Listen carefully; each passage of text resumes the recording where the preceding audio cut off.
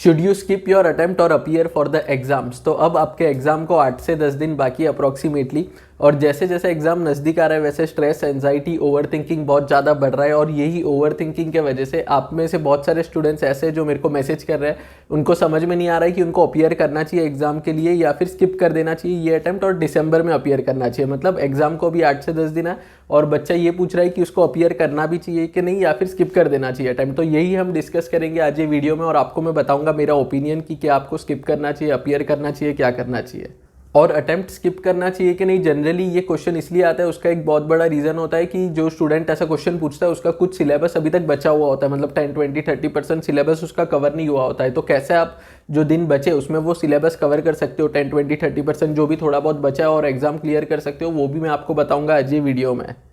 अब सबसे पहले जो आपका क्वेश्चन है कि क्या आपको अटेम्प्ट स्किप कर देना चाहिए और दिसंबर में अपीयर करना चाहिए एग्जाम के लिए, तो इसका आंसर है बिल्कुल भी नहीं। ये क्वेश्चन का आंसर आपको हमेशा सेम मिलेगा जब भी आप मेरे से पूछोगे।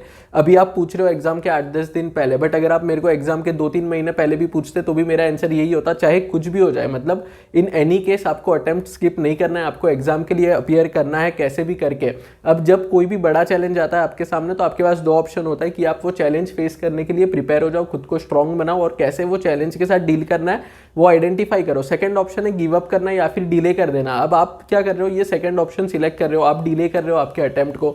आपको लग रहा है कि ठीक है कौन सा बड़ा बात है, 6 महीने के बाद अगर हम दे देंगे तो तभी पास हो जाएंगे। आपको ऐसा लग रहा है क्योंकि अभी आपको जो चैलेंज है उसको फेस नहीं करना है, उसको डिले करना है कुछ और टाइम के लिए।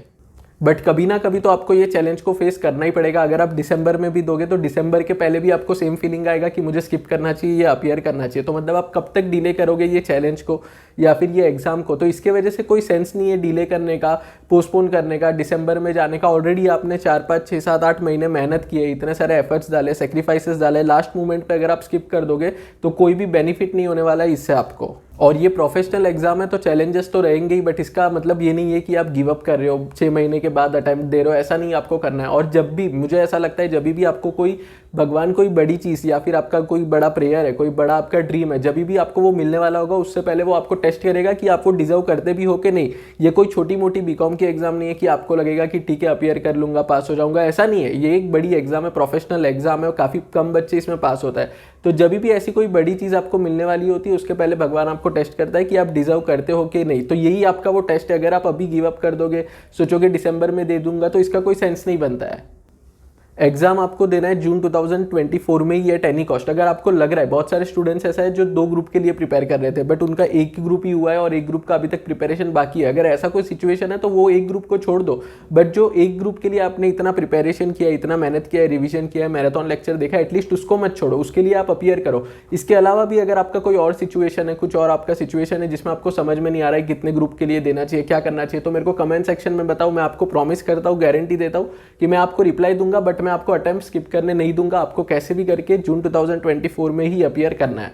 अब अटेम्प्ट स्किप करने का जो भी स्टूडेंट्स बोलते हैं उनका एक काफ़ी कॉमन रीज़न होता है कि उनको ऐसा लगता है कि वो 100% प्रिपेयर्ड नहीं है। अब आप प्रैक्टिकली सोच के देखो, ये प्रोफेशनल एग्जाम है, 7-8 सब्जेक्ट है, हर सब्जेक्ट का मॉड्यूल 700-800 पेज का अप्रॉक्सीमेटली।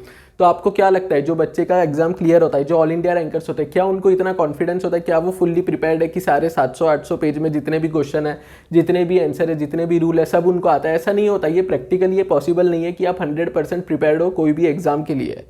यहाँ पे मैं आपको एक प्रैक्टिकल एग्जांपल देता हूँ। सपोज आपको एक डेस्टिनेशन से दूसरे डेस्टिनेशन पे जाना है और अगर आप सोचोगे कि मैं वो डेस्टिनेशन के लिए घर से तभी निकलूंगा जब रास्ते में जितनी भी ट्रैफिक सिग्नल की लाइट्स आती है सब में जब ग्रीन लाइट आएगी एक साथ, तब मैं निकलूंगा ताकि यहाँ से निकल के मैं वो डेस्टिनेशन पे पहुंच सकूँ। तो आप प्रैक्टिकली सोच के देखो, ऐसा पॉसिबल नहीं है कि जितनी भी रास्ते में ट्रैफिक लाइट है उसमें ग्रीन लाइट आएगी और तब आप जाके घर से निकलोगे और वो डेस्टिनेशन पे पहुंचोगे। सिमिलरली जो प्रोफेशनल एग्जाम होता है उसमें कभी भी कोई भी 100% प्रिपेयर्ड नहीं होता, क्योंकि प्रैक्टिकली इंपॉसिबल है कि इतनी बड़ी बड़ी मॉड्यूल से, इतने सारे लॉस है, रूल्स है, इतने सारे सर्क्यूलर्स है, अमेंडमेंट्स है, सब कुछ कवर करना किसी के लिए भी पॉसिबल नहीं है। सेकंड एक्सक्यूज जो स्टूडेंट देते हैं वो ये कि उनको कॉन्फिडेंस नहीं आ रहा, 100% कॉन्फिडेंट नहीं है कि वो अगर अपीयर करेंगे तो पास ही हो जाएंगे। तो अब आप प्रैक्टिकली वापस यहाँ पे भी सोच के देखो, अगर 100 स्टूडेंट्स अपीयर कर रहे हैं तो क्या आपको लगता है कि 100 के 100 स्टूडेंट्स को कॉन्फिडेंस है कि उनका एग्जाम क्लियर हो जाएगा? रिजल्ट आपको भी पता है 5, 10, 12, 15% मैक्सिमम आता है CS प्रोफेशनल, CS एग्जीक्यूटिव का रिजल्ट।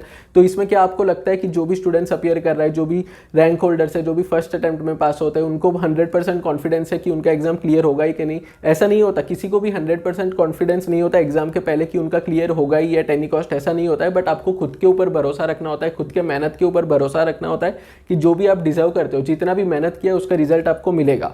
और अब एग्जाम के 8-10 पहले, to be very honest, you have nothing to lose. मतलब अगर आप अपीयर करोगे तो देर आर चांसेस कि आपका पास हो जाए, बट अगर आप अपीयर ही नहीं करोगे तो फिर 110% श्योरिटी की है आपका पास नहीं होगा, क्योंकि आप अपीयर ही नहीं कर रहे हो। तो आपके पास हारने के लिए काफ़ी कम चीज़ें यहाँ से और जीतने के लिए काफ़ी कुछ है। तो जो आपका रिस्क टू रिवॉर्ड रेशियो है वो काफ़ी ज़्यादा है। मतलब अभी आप एग्जाम के 8-10 दिन पहले अगर आप सोचते हो कि मैं एग्जाम के लिए अपीयर नहीं करूंगा, तो क्या है आपके पास? हारने के लिए तो कुछ भी नहीं है, but there are many things to earn. मतलब हो सकता है अगर कम चांस है, बट फिर भी देर आर चांसेस कि आपका क्लियर हो जाए इसी अटेम्प्ट में।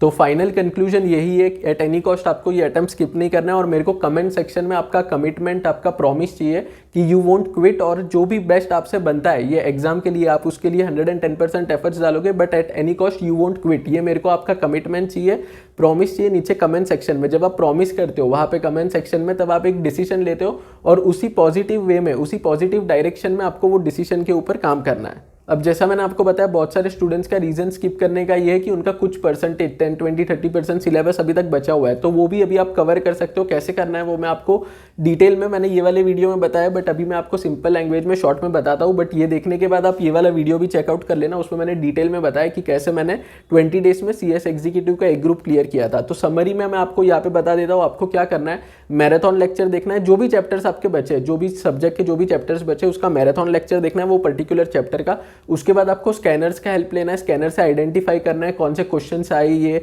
पर्टिकुलर चैप्टर से। वो करने के बाद आपको वो चैप्टर का एक बार ICSI का मॉड्यूल रीड करना है, क्योंकि जब आप कोई भी चीज़ रीड करते हो, मैं ये नहीं बोल रहा हूँ आपको बाय हार्ट याद करना है, आपको रीड करना है। क्योंकि जब आप रीड करते हो तो आपके सबकॉन्शियस माइंड में वो जो डिटेल्स है, जो भी आप पढ़ रहे हो वो स्टोर हो जाता है। तो इसके लिए आपको मॉड्यूल रीड करना है, पास्ट ईयर के पेपर में जाके देखना है कि ये पर्टिकुलर चैप्टर में से कौन से क्वेश्चंस आए, और वापस से वो स्पेसिफिक क्वेश्चंस को फिर से डिटेल में रीड करना है। ये आपको करना है। जो चैप्टर्स बचे उसके लिए मैक्सिमम 2 घंटा देना है आपको पर चैप्टर। ऐसे नहीं होता है, बट अभी आपके पास अभी टाइम कम है। मतलब अगर आप 2-3 महीने पहले ये क्वेश्चन पूछते तो मैं आपको ये सजेस्ट नहीं करता, बट क्योंकि अभी आपके पास टाइम कम है तो आपको पर्टिकुलरली एक चैप्टर को मैक्सिमम 2 घंटा देना है। अगर एकदम बड़ा चैप्टर है तो 3 घंटा दे दो। बहुत सारे जो छोटे छोटे चैप्टर्स है उसको आप आधे घंटे 45 मिनट्स में कंप्लीट कर सकते हो, क्योंकि अभी एग्जाम बहुत करीब है, टाइम आपके पास कम है, इसलिए मैं आपको ये रिकमेंड कर रहा हूँ। तो आई होप ये वीडियो देखने के बाद आपको आंसर मिल चुका है और आपको at any cost attempt skip नहीं करना है। आई रिपीट कि आपको जून 2024 में ही अपीयर करना है। अभी भी अगर आपको कुछ कंफ्यूजन है, डाउट है, आपको